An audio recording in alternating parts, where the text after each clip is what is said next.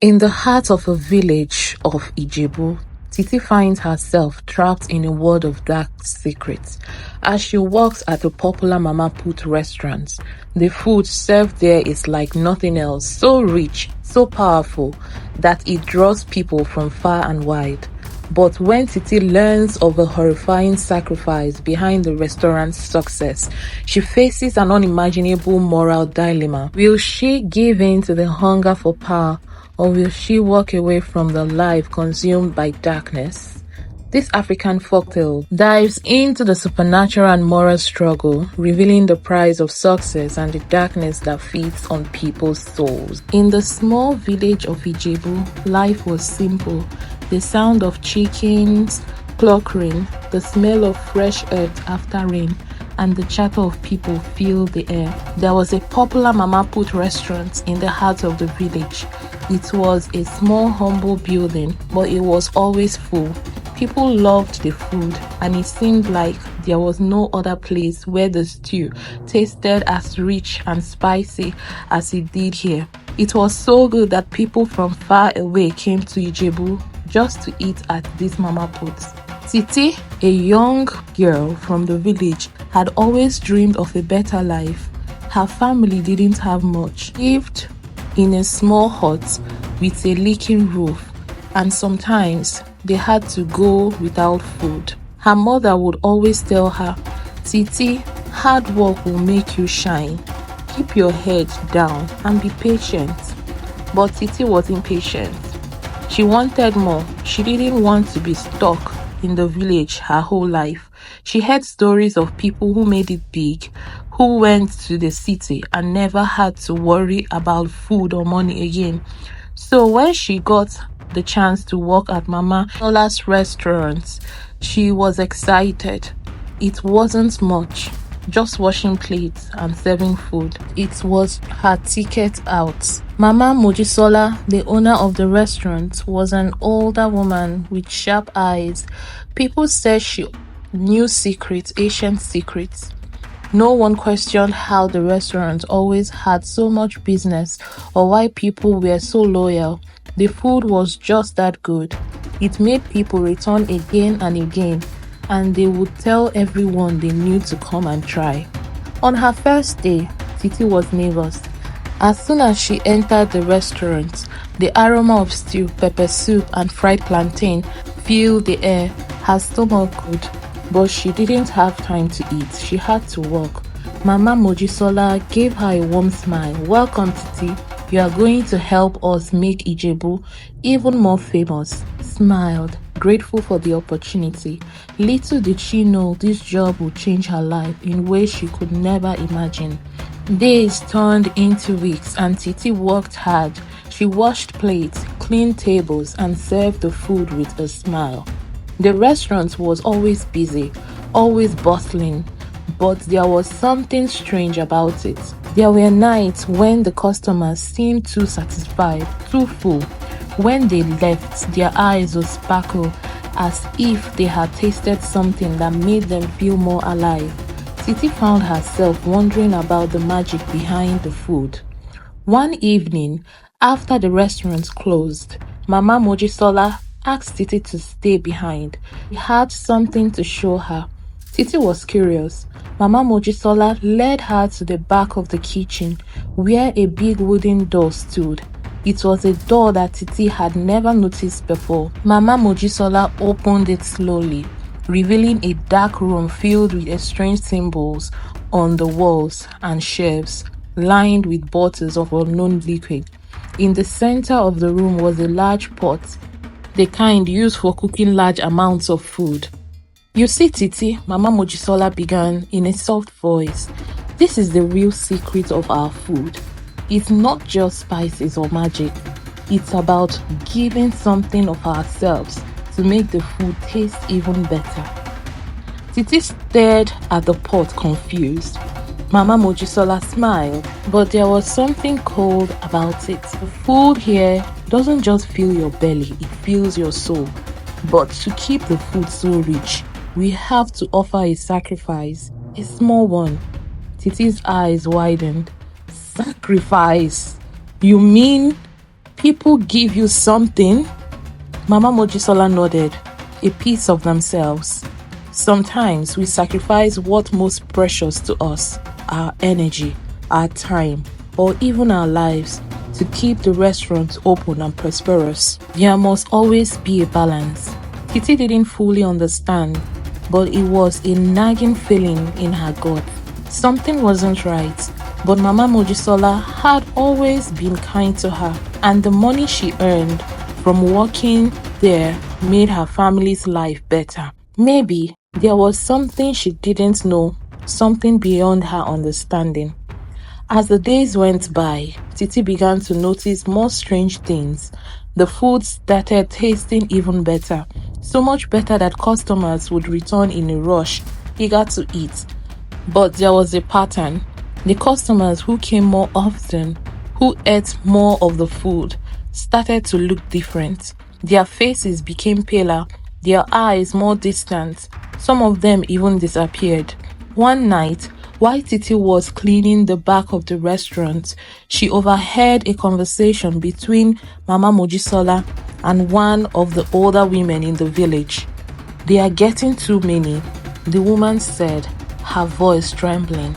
"The spirits are growing hungry." Mama Mojisola sighed. "I know, but we have to keep feeding them. The customers expect it. They need it." Titi felt her heart race. What was happening? What did she mean by spirits? The next day, Titi was summoned again by Mama Mojisola. She told her that it was time for Titi to take the next step. "You've worked so hard, Titi. You've been loyal. Now it is time for you to join us in the kitchen secrets." Titi's heart pounded in her chest. She didn't know what to expect, but she had a feeling it wasn't good. Mama Mojisola handed her a small bottle filled with a dark liquid. "Drink this, Titi. It will open your mind.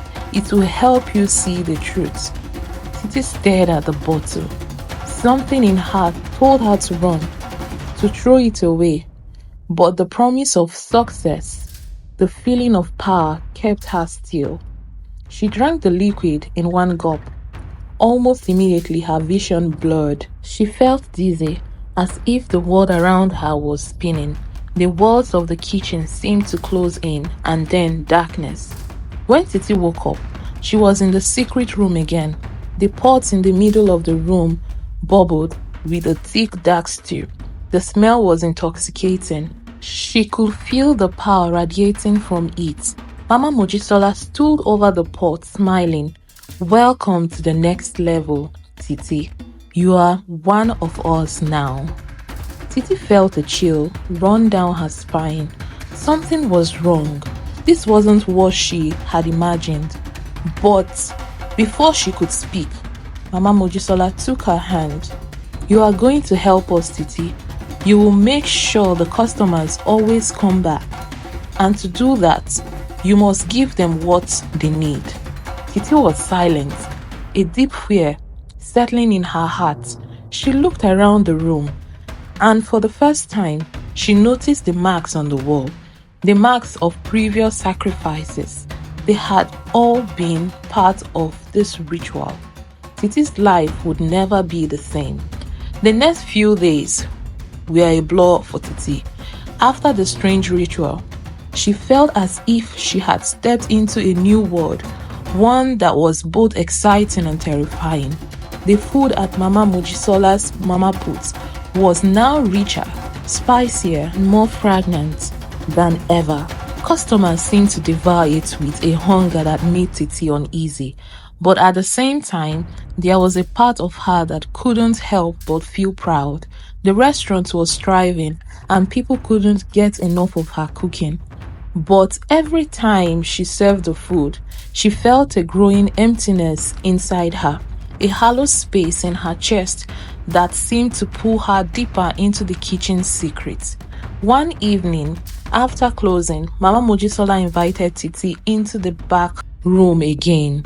Her eyes sparkled with an intensity Titi had never seen before. "I see you are starting to understand, Titi," she said softly. "You feel the hunger, don't you? You feel the power coursing through you. Titi didn't speak.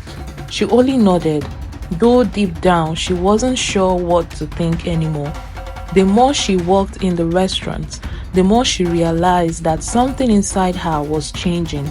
She was beginning to crave the food, not just to eat it, but to be part of it, to be the one to prepare it, who offered it to others. And every time someone took a bite, it was as if she could feel their soul being drowned into the dish. Do you know why the food is so special? Mama Mojisola continued, her voice low and soft. It's because we give them more than just taste. We give them a piece of us. Every time someone eats, they take parts of us with them. That's how we keep the business alive. And that's how you will keep it alive too. Titi's stomach twisted in discomfort. A voice inside her screamed to stop, to walk away from the kitchen. But she couldn't. She was trapped. Mama Mojisola stepped closer, placing a hand on Titi's shoulders. You've already taken the first step, Titi. Instead, the power. Now you must feed the hunger. You must feed them all. What do you mean? Titi asked, her voice trembling. Take a look around, Titi, Mama Mojisola said, pointing to the room. The spirits are restless. Hunger never ends. You see those who come and go. Their eyes glazed, their souls drained. They need more to stay satisfied. They need to return. Titi glanced around the room, her gaze falling on the strange symbols into the walls. She remembered hearing whispers of strange things happening to customers, people vanishing, coming back different. She had noticed how their faces would lose color, how their eyes would seem distant after eating, and how the lines on their faces would grow deeper, as if years were being added with each meal. But who started, her voice shaking? Who do we give to keep them coming back? Mama Mojisola's smile was cold, her eyes glittering with dark satisfaction. We give them the one thing can't get anywhere else, the sacrifice, the offering. Titi felt a chill run through her as Mama Mojisola's words sank in. A sacrifice? She whispered. Yes, Titi. It must be someone you know, someone close, someone who has a piece of you in them. So the offering is genuine. Mama Mojisola's smile widened as she leaned in closer. The spirit will accept no less. Titi recalled, feeling the wave of nausea. I can't. But Mama Mojisola only laughed softly, the sound echoing in the room like a distant bell. You will, Titi. You must. To keep the food rich, to keep the restaurant alive, you must feed them. You must feed the spirits. Titi stumbled back, her heart pounding in her chest. She couldn't believe what she was hearing. Was she really expected to sacrifice someone for the food? Could she live with the consequences of such acts? She turned to leave. Mama Mojisola's voice stopped her. Titi, she said, her tone suddenly serious. There is no turning back now. You've already tasted the power. You've already taken the first step. If you walk away now, the spirits will come for you, and they will not be kind. The warning hung in the air like a dark cloud, heavy and suffocating. Titi felt her throat tightened as fear gripped her. She had never known fear like this before, a fear that came from deep within, a fear that seemed to come from the very walls of the restaurant itself. Titi left the kitchen in a daze, her mind spinning with the terrible weight of what she had just learned.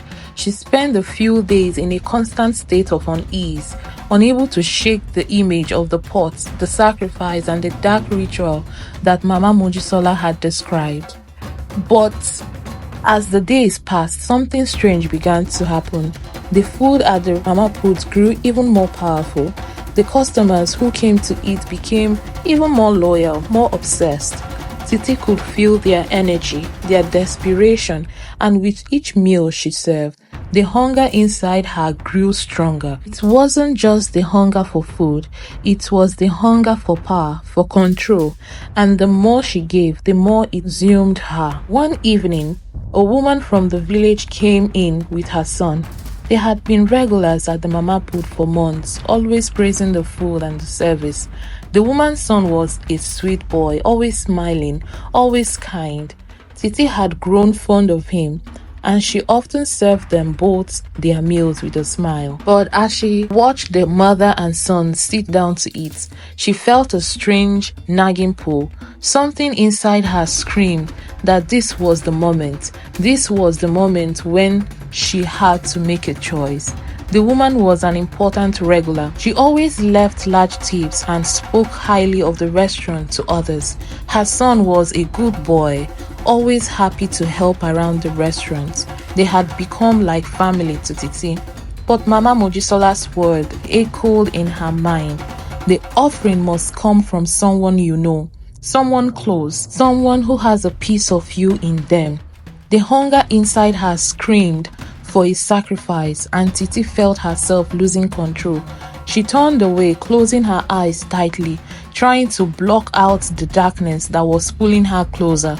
But the hunger wouldn't let her go. Pen deepens as Titi faces a moral crossroads. She is now fully drawn into the dark rituals and the moral conflict of sacrificing those she loves. The pressure to feed the spirit intensifies as she begins to lose herself. Would she go through with it? Would she sacrifice someone close to her for the sake of power and success? The answers are coming soon, and Titi's word is carving into chaos. Stay tuned. Watch out for the next part. Thanks for watching. Sharing is caring. Go ahead and share, like and subscribe. Don't forget to turn on the notification bell. See you in my next video.